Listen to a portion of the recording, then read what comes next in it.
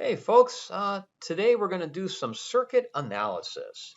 Now, if you have this handout, if you're in my class and you have this handout, great, it's time to get it out. If you don't have this handout, go ahead and pause the video and just basically copy down the diagram.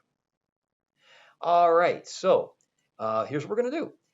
We're going to basically figure out the currents and the voltage drops for all the resistors, the current everywhere in that. And also it asks you for the power being dissipated by the 12 ohm resistor. That's easy if you have all the currents and voltages, okay? So the idea here is we are going to do some circuit analysis, and we are going to use all these rules that we developed. We're going to use Kirchhoff's rules. We're going to use series and parallel rules. We're going to use all of them together at the same time. So now, if you had this material before, if you've done some of this before, a lot of what we're going to do is going to be familiar. However, a lot of people, they might notice, like if you had, would say, AP Physics 1, for instance, we never gave you circuits that had, look at that, 3 batteries in them, right? Pointing different directions. Okay, you never had that last year, so, or you probably didn't. So that's part of what makes this different. Okay, so in order to analyze this, there's 3 currents flowing. There's a top branch, there's a middle branch, and there's a bottom branch. You are going to make guesses as to which way each current flows. Now, personally, I'm going to make an educated guess and assume that it flows in the same direction the battery is. Like up here, the battery is, that's the positive, that's the negative side. So I'm going to assume that that current flows that way, and I'll label that I1. For the middle current, I'm going to assume it flows left, that's I2. And for the bottom current, I'm going to assume that flows kind of to the right or clockwise in this, or counterclockwise in this case. We'll call that I3. Now, if you guess wrong, don't worry about it. All that'll happen is you'll get a negative value, but it'll be the right value, and you just know it, the current flows the opposite way. Now, if you look at this junction, I always start with Kirchhoff's junction rule. Well, I got I1 and I3 going in, and I got I2 coming out. So I'm going to call this equation 1. I'm going to use Kirchhoff's junction rule, and I know that I1 plus I3 equals I2. So first, that's the first equation. Very simple. Now, I got 3 unknowns there, right? So I need 2 more equations. I need 3 equations total. So I am going to look at Kirchhoff's loop rule. The sum of the voltages drops around any closed loop is 0, okay? Now, a couple notes. So we got to pick a starting place. So I'm going to start there, and I'll do the outer loop. Now there are 3 loops in this case you could pick. You can pick the outer loop, the upper loop, or the bottom loop. We're going to need to do 2 of those 3. And make sure you pick loops such that every part of the circuit is covered at least one time. So if I do the outer loop, and then I do either the upper or lower loop, I will have covered each part of that circuit at least one time. Now, for the outer loop, some rules about this.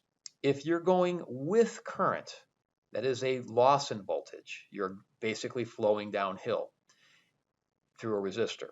If you go against the current through a resistor, then you are going uphill, you're gaining voltage. So voltage drop if you're going with the current through a resistor, voltage gain if you're going against the current through a resistor.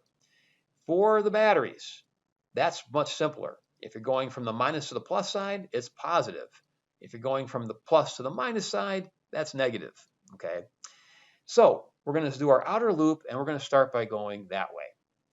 So for the first thing, and by the way, I'm using V equals IR ad nauseum. Because I have all the R values, I'll actually do R times I in all these, okay? So I'm just doing that over and over again. So starting at the beginning of that outer loop where I marked with the dashed line here, or the slanted line, we go with the current through the 10 ohm resistor. So this is minus 10 times I1. We also go with the current through the 12 ohm resistor. So this is minus 12 I1. We go from the minus to the plus side of the battery. So that's plus 20, okay? And then now we're down here. Now we go against I3 through the 25 ohm resistor. So that's a plus. So it's plus 25 I3. And then we go backwards to this battery. We go from the plus to the minus side. So that's minus 40. and then we're back to where we started. So the sum of all these voltages has to be equal to 0. Okay. Now we're going to put like terms together. I'll do the constant first. We get a negative 20 in there, and then we've got minus 22 I1s, and then we've got plus 25 I3s, and that's all equal to 0. So now we got two equations, but we still have three unknowns, so we need a third equation. So I got to pick another loop. So for the third equation, I'll use the top loop, because the one part of the circuit I haven't covered yet is this central branch right here. Well, if I do the top or the bottom loop, I'll cover that central branch. And I'm going to start in the same place again right there. So the first three terms are going to be exactly the same as they were in the outer loop. So it's going to be negative 10I1 minus 12I1 plus 20. That all is the same, right? Now here's where we change. So at this junction right there, I take a right-hand turn, and now I'm going with I2 through the 8 ohm resistor. So that's minus 8I2. And then I go from the minus to the positive side of that battery. So that's a plus 50. And then I'm back to where I started. So that all has to equal 0. So same thing, I will combine like terms. We have a 20 and a 50, that's a 70. We have a minus 8I2, and we have a minus 22I1, and that equals 0. Okay, so there you go. Now, at this point, it's algebra.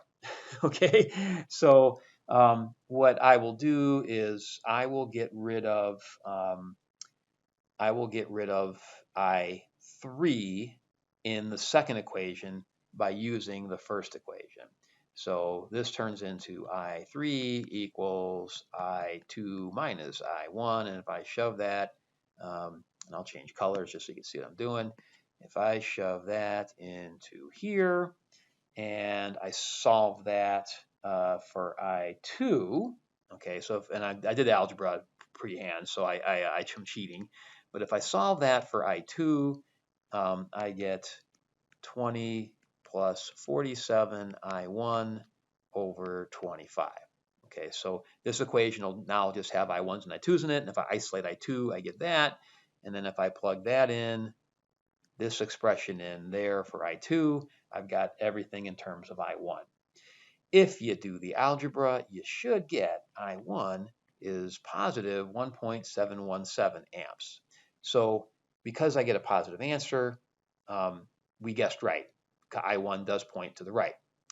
When I did the algebra, I got I2 is equal to 4.028 amps. And same thing, I got a positive value, which means we guessed right, or we guessed correctly, that current goes to the left. And when I did my algebra, I got I3 equals 2.311 amps. And I also got a positive answer for that, which means we guessed right there. It is actually going to the right. Okay. The final thing the question asks, and this is a simple part, it says, what's the power being dissipated by the 12 ohm resistor? So that's that guy right there. That's I1 going through that. So what I'm going to use power equals I squared R. I1 is 1.717 approximately squared, and then times 12, and I get 35.4 watts. So that's the power being dissipated by that resistor. Okay. The next example is relatively similar in difficulty level, but it's a little different in what the givens are. The example after that is a little more exciting, and there's more branches to think about. And I'm going to show you a little bit of math that might help with some of that. If you have three unknowns or less, it's probably just easiest to do the substitutions and stuff. But if you have more than three unknowns, there's some shortcuts you can take. All right, I hope that video was helpful, and thank you very much.